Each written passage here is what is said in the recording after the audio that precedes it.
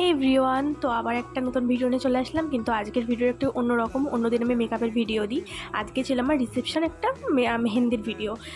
তো সেই রিসেপশন মেহেন্দি মানে তোমরা অনেকে ভাবছো রিসেপশন মেহেন্দিটা আবার কি, তো পুরো ভিডিওটা দেখতে থাকো, তোমরা নিজেরাই বুঝতে পারবে।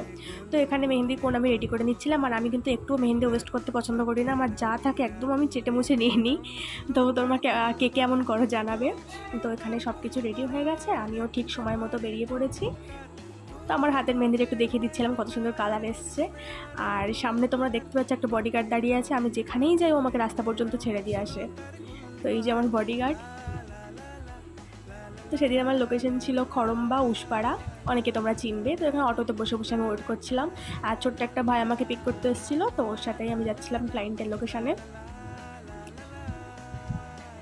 তো ওখানে যাওয়ার সাথে সাথে অতিথি আপ্যায়ন শুরু, তারপরে একটু পেট পুজো করার পর আমি ক্লায়েন্টের মেহেন্দিটা স্টার্ট করে দিয়েছি। আর রিসেপশন মেহেন্দি কেন বললাম, কারণ ওর বিয়েটা হয়েছিল 1 মাস আগে।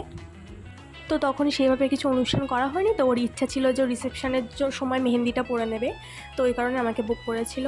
আর পুরোপুরি ডিজাইনটা ওর পছন্দই ছিল, মান্ডালার উপর একটা ডিজাইন চেয়েছিল, উপর দিকটা একটু বেশি করে মেহেন্দি দিতে চেয়েছিল। তো সেই কারণে ওর মনের মতো আমি পরিয়ে দিয়েছি। আর একটা সমস্যা হয়েছিল ওর শাখা ফলার জন্য, এত টাইট ছিল আমি উপরের দিকে ওঠাতে পারছিলাম না, একটুও সামান্য উঠছিল। তো সেই কারণে হাফ ওই পর্যন্ত পরি আমি হেয়ার ড্রায়ার দিয়ে ড্রাই করে তারপরে আবার নিচের দিকটা স্টার্ট করে দিয়েছিলাম। তো সেই কারণে ওখানটা মেহেন্দি একটু ঘেটে গেছিলো। তো ফুল লুক কেমন লাগলো তোমরা জানাবে। তো যদি আমার কাজ পছন্দ হয়ে থাকে তো সামনের দেওয়া নাম্বারে কন্ট্যাক্ট করো। টাটা।